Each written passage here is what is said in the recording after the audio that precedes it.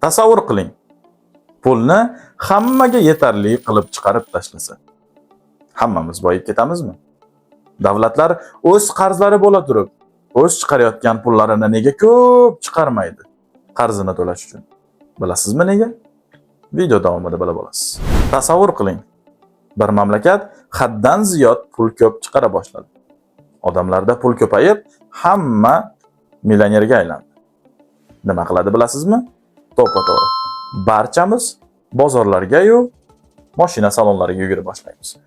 Deylik, bir mashinaning narxi $10,000. Odamlarda esa pul juda ham ko'p. Shunda Latif ham, Hasan ham, Husan ham mashina olib boshlashadi. Sotuvchilar esa mashina oz, so'rov ko'p, mashinaning narxini oshiramiz deb $20,000 ga oshirishadi.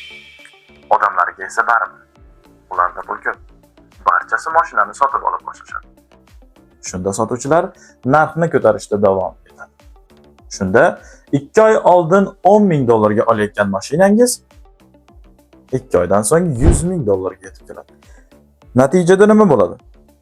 Natijada pul ko'payib, uning qadr-qiymati yo'qoladi.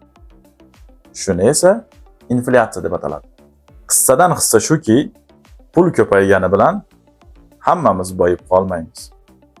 Shu va shunga o'xshagan qiziqarli ma'lumotlar uchun Azimut kanaliga obuna bo'ling. Kuzatishda davom eting bizni. Omon bo'ling.